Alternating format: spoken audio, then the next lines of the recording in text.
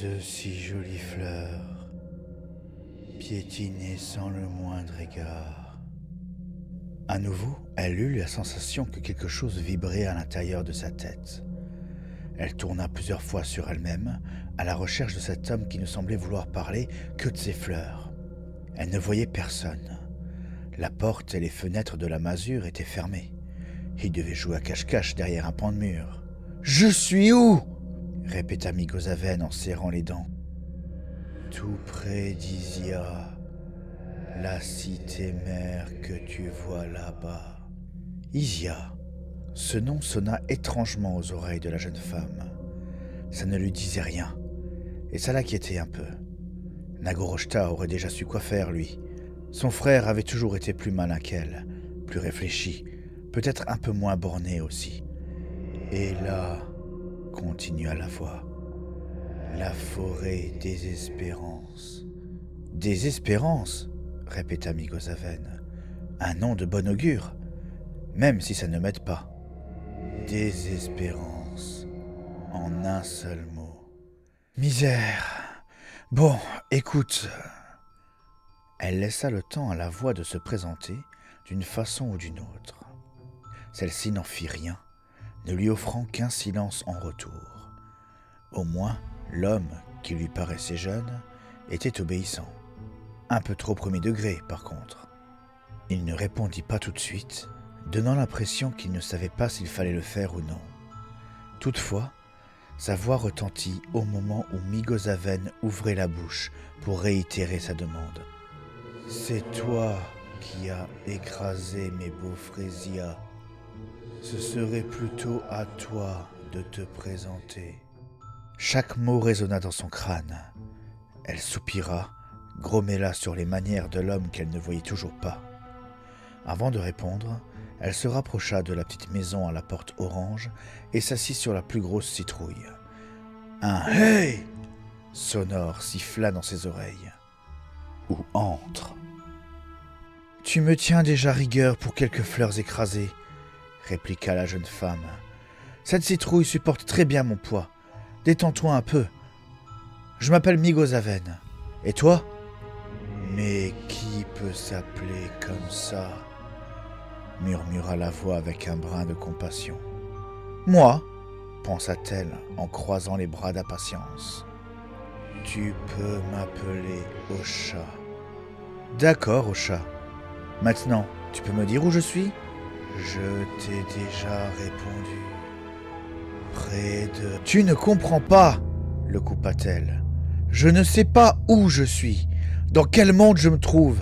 J'étais dans une sorte de salle abandonnée, je crois, et puis... » Elle s'interrompit, le regard glissant sur Isia et ses hauts murs. L'air sentait l'herbe, ainsi que l'odeur caractéristique et un peu forte des fraisias. Il y avait quelque chose d'autre, quelque chose de discret, comme caché, de plus âcre. « Raconte-moi ce dont tu te souviens, » l'invita doucement Osha. Dans un soupir, Migosaven obtempéra. « J'étais dans un manoir. Ils nous invitent tous les ans. On y retrouve des personnes venant d'ailleurs pour se raconter des histoires, danser, se gaver de choses sucrées et de tourtes à la citrouille. Cette année, je m'y suis rendu seul, sans mon frère. Je me sentais seul, et peut-être qu'on m'a donné ce nom en prévision de l'avenir. Je suis allé faire un tour dans le manoir, se reprit-elle, et je me suis perdu. En cherchant mon chemin, j'ai fini par arriver dans une pièce qui semblait ne pas être utilisée depuis un moment. Je ne voyais pas grand-chose, mais ça ressemblait à une salle de travail laissée à l'abandon. J'ai trébuché et voilà. Voilà. Je suis tombé et j'ai atterri ici, dans tes fleurs. Aucun ne rajouta quoi que ce soit. De longues minutes s'écoulèrent, Migosaven ne quitta pas la cité des yeux. Surtout parce qu'elle refusait de jeter un œil du côté des prés et des insectes géants. « Tu sais comment retourner d'où je viens ? Comment rejoindre Brumhill ?» finit-elle par demander. « Malheureusement, non. Si Nagoroshta avait été là, Il aurait donné une petite claque à l'arrière du crâne de sa sœur, tant elle souffla fort. Combien de fois lui avait-il dit que c'était mal élevé? Beaucoup trop souvent pour qu'elle puisse donner un nombre. Il avait toujours pris très à cœur son rôle de grand frère, que ce soit pour l'éduquer, l'aider, la conseiller ou la réprimander. Pourtant, l'histoire racontait qu'il n'était né que 7 minutes plus tôt, et de cela, personne ne pouvait en attester. Mais je sais peut-être comment chercher une solution. C'est mieux que rien, approuva Migosaven. Elle se remit debout, étirant ses bras encore un peu endoloris par sa stupéfiante chute. Tu peux te montrer maintenant? Allez, sors de cette maison. Je ne vais pas te manger, promis. Je préfère la volaille de toute façon. Je ne suis pas dans la maison, lui répondit avec douceur Osha. Je n'aime pas beaucoup tes devinettes.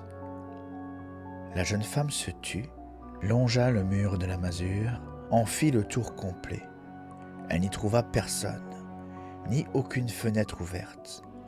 En jetant un coup d'œil à l'intérieur, elle ne vit rien d'autre qu'un lit parfaitement fait, une table sur laquelle rien ne traînait, une écharpe posée sur une chaise, une marmite à côté de l'âtre, et de la poussière à n'en plus finir, qui dansait dans les rayons du soleil. « Osha, où es-tu » Elle crut l'entendre sourire. Un sourire un peu triste. « Où es-tu » Ici, ailleurs, partout.